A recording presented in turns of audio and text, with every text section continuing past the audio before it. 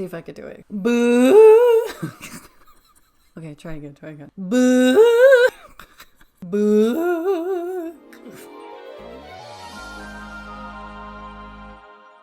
Hello, darlings, and welcome to Performance Perspective, where we watch musicals, whether they're in theater or film, and we share our thoughts. It's me, Cara Darling, and don't forget to subscribe and like this video because we are talking about Disney's Spelltacular. Spelltacular is a 20-minute show located in Walt Disney World. Now, if you're a Disney fan like me, I'm telling you, going to a Disney park and just go and watch all the shows, that is a dream to me. Anyways, the Hocus Pocus villain Spelltacular first debuted on September 15th, 2015. Each year it comes out, the script is adjusted. So we have the Sanderson sisters come out almost like they're the hostesses of this spooky night. Ultimately, they're pulling off a spell that allows many villains to come out. I will be putting a link of the show down below. I would love for you guys to watch it and let me know what you think. What I'm going to do in today's episode is show the order of each villain and share some of the fun Disney trivia about them. First, we have the Sanderson sisters. Now, the show was written and set up before Hocus Pocus 2 came out. What's really cool is that the performers are singing live. I already made a video on Hocus Pocus 2, so you could go ahead and check it out after this. Our second villain appearance is Dr. Facilier, and of course he sings Friends on the Other Side. He brings the sinister shadows as the first ingredient. His name means easy, which is funny because when he lures people under the guise of giving them what they want with ease, but what they want is actually more complicated than what they would wish for. His first name is never revealed. The character was based on Baron Samedi, the voodoo law of attraction of death. Also, there's a conspiracy that he is the son to Mama Odie. Next, we have the Oogie Boogeyman. First off, his costume alone is just stunning. The original voice of Oogie Boogeyman is Ken Page, and he was the speaker at my graduation. That's not real trivia, it's my trivia. Okay, anyways. So how is this character a villain in a place that celebrates Halloween? Well, he has people come to his lair for him to torture and eventually slaughter. He might eat or just add them to his snake and spider stew. His life revolves around gambling, and he loves gambling with other people's lives. His motivation is quite clear because he wants Sandy Claus added to his stew. Tim Burton himself does not consider Oogie Boogie evil. Oogie Boogie was originally intended to be Dr. Finkelstein in disguise. Apparently, Tim Burton was so angry about this idea that he literally kicked a hole in the wall.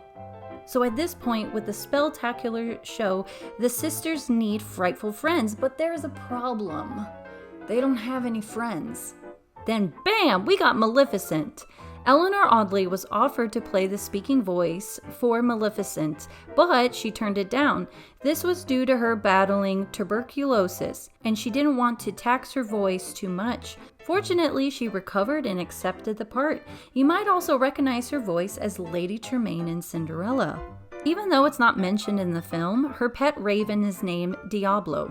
Maleficent's look was based on Malia Naomi's character Vampira, who took more inspiration from Morticia Addams and the Evil Queen. Lastly, when Prince Philip throws the sword into Maleficent as the dragon form into the heart, it's the same scream when the Evil Queen is falling off the rocks.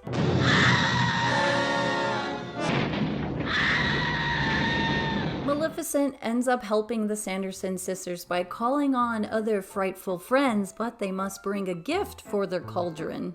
The Evil Queen comes and she brings an apple, of course. Her name is Queen Grimhilda. For someone so beautiful, what a ugly name.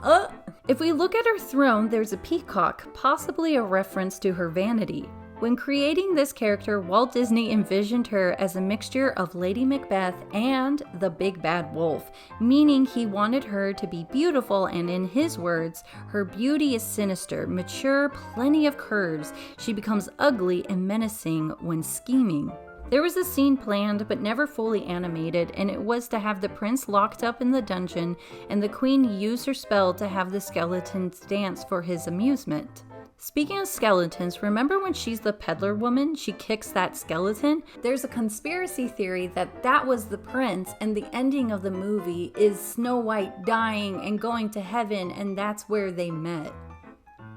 Hades makes an appearance with an eye. He's one of the only villains that actually has a historical presence. He's known for being one of the oldest villains, but that's most likely due to him being an immortal god. Have you ever wondered why he's blue? Me too. Because blue flames burn at a higher temperature than regular red-orange flames. The implication that Hades turns red when he's angry, when he heats up, is inaccurate. Cruella comes in as the bone carrier. Now, this character was based on the flamboyant actress Tallulah Bankhead. Along with her movements was actually inspired by Bette Davis. Her fashion, though, was taken from Zsa Zsa Gabor, who is known for wearing fur coats. Notice every time Cruella has a telephone, it reflects her mood. Captain Hook brings a clock. Captain Hook is actually afraid of the sound of the clock because it's his way of knowing if the crocodile is near. This is the same crocodile that ate his hand, and that's why he has a hook. Hans Conried provided the voice and did the live-action reference for George Darling, remaining faithful to the theatrical tradition that Captain Hook and George Darling are portrayed by the same actor.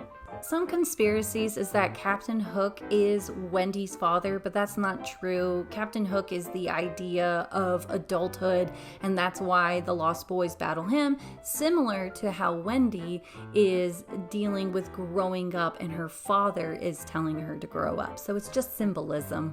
Jafar brings that beetle jewel, I'm just kidding. But you know what I mean. It's that thing that opens the Cave of Wonders.